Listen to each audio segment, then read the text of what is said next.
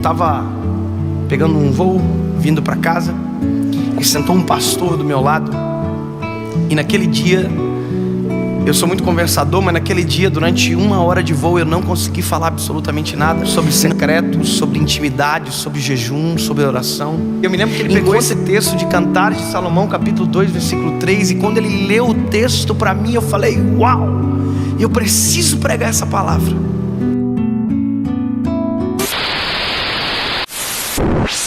Cantares de Salomão, capítulo de número 2, versículo de número 3, diz: qual a macieira entre as árvores do bosque, tal é o meu amado entre os filhos. Desejo muito a sua sombra, e debaixo dela eu me assento, e o seu fruto é doce ao meu paladar. Levou-me à sala do banquete, e o seu estandarte em mim era o amor. Sustentai-me com passas, confortai-me com maçãs, porque eu desfaleço de amor. A sua mão esquerda esteja debaixo da minha cabeça, e a sua mão direita me abraça. E eu, durante muito tempo, nunca parei para observar exatamente o que era o livro de Cantares e a profundidade do livro. Até que um dia eu estava pegando um voo, vindo para casa, e sentou um pastor do meu lado. E naquele dia, eu sou muito conversador, mas naquele dia, durante 1 hora de voo, eu não consegui falar absolutamente nada. E não é porque ele falava demais, é porque eu escolhi não falar. Eu escolhi ouvir. E durante 1 hora, aquele homem falou para mim sobre vida com Deus, sobre secretos, sobre intimidade, sobre jejum, sobre oração. Enquanto ele falava para mim, eu dizia dentro de mim: eu vou pregar isso que ele está dizendo para mim. Eu vou pregar essa palavra.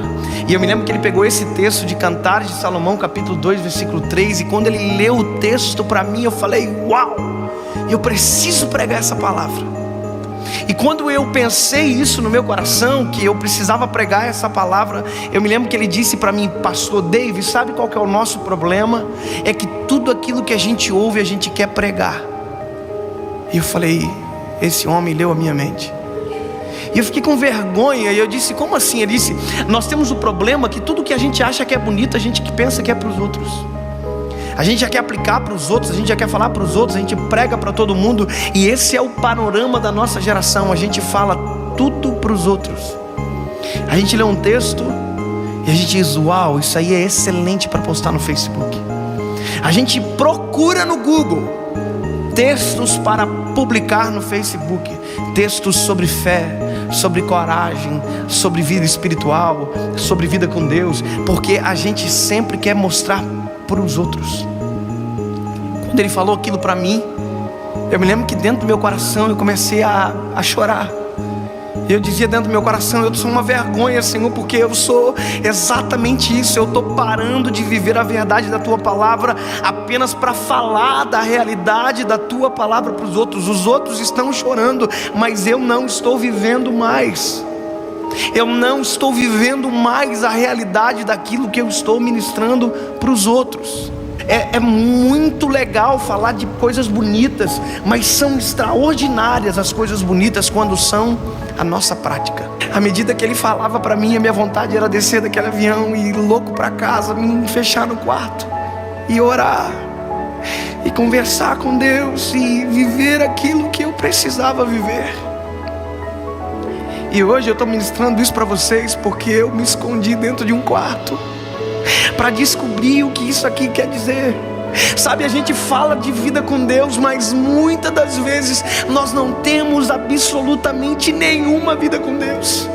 É uma geração que diz que Deus é lindo, mas nunca contemplou a grandiosidade da glória dele dentro de um quarto. Nunca chorou sem conseguir secar as lágrimas. Nunca conseguiu viver aquilo que fala. E é por isso que é tão ralo, é por isso que é tão vazio, é por isso que não conquista ninguém. Agora, quando você fala de algo que você experimentou, a realidade transforma você primeiro. E quando você fala, não são só palavras, são vida fluindo através da nossa boca. Quando eu olhei esse texto, quando a noiva está dizendo para o amado: entre todas as árvores do bosque, tu és o meu amado. Sabe o que é isso? É alguém que tem olhos e vê, alguém que olhou e teve a opção de escolher. Ele olhou tudo, ela olhou tudo e ela disse: eu sei o que eu quero, e o que eu quero é o meu amado. Sabe, a nossa geração é a geração que pensa que sabe o que quer, mas quando a gente sabe o que quer, as atitudes que vêm depois mostram isso. Porque a noiva diz: ei, tu és a minha sombra. E aí ela diz: debaixo dela eu me assento. Sabe o que é isso? Eu não olho de longe, eu não sou alguém que só contempla, eu sou alguém que experimento. Isso é top. Imagina, ela se assenta debaixo da sombra. E sombra é um lugar de descanso, de refrigério. Sombra é um lugar onde a gente se ausenta do sol, é onde aquilo que estava nos assolando não nos alcança mais. Nós precisamos viver isso. A gente precisa às vezes sair do ativismo de falar e falar e falar, e simplesmente se esconder debaixo da sombra do Altíssimo. Eu cansei de pegar mensagem de internet. Nós temos que se cansar disso. Mensagem que alguém já pregou, texto que alguém já escreveu. Não, a Bíblia diz que a noiva está dizendo: debaixo da tua sombra eu me assento, e do teu fruto que é doce eu me alimento. Não é fruto que alguém já experimentou, é um fruto que o amado dá na mão. Aleluia. É um fruto que vem do amado. Ninguém viu, ninguém soube. Foi por isso que Jeremias 33:3 diz: clama a mim e eu responder-te-ei, e anunciar-te-ei coisas grandes e ocultas que ninguém sabe. E só sabe quem clamou, e só sabe quem se escondeu no secreto, e só sabe quem viveu para contar. E o mais extraordinário dessa palavra é porque ela na sombra, a Bíblia diz que o noivo levou ela para a mesa do banquete. O fruto da sombra curou, o fruto da sombra trouxe paz. E ela diz, depois de tudo, ela diz: olha, eu estou desfalecendo de amor. Quando eu fui entender isso, eu descobri que desfalecer é morrer. Eu estou morrendo. Só que a palavra amor não é aquela do grego que a gente conhece, o eros, o filéu, o ágape. Aqui é o ahabab, que significa carência.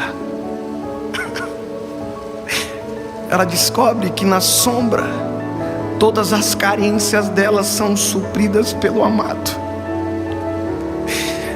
Se você viver uma vida verdadeira com Deus, todas as nossas carências são supridas no amado.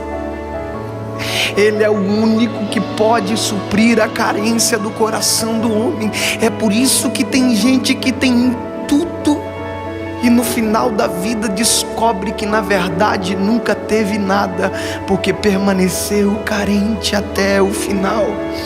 É por isso que a gente ouve histórias de famosos milionários que diziam que eram felizes, no final se suicidaram, porque o dinheiro não preenche a carência, as mulheres não preenchem a carência, o sexo não preenche a carência do homem. A única pessoa que preenche o vazio, o eco da alma do homem está aqui. Aí a noiva diz: com a tua mão direita sobre debaixo da minha cabeça, com a tua mão esquerda me abraça. Ela descobriu que na sombra acontece algo que em nenhum outro lugar acontece. Secreto é lugar de intimidade, e nem tudo que a gente recebe vive na intimidade com Ele. A gente precisa contar.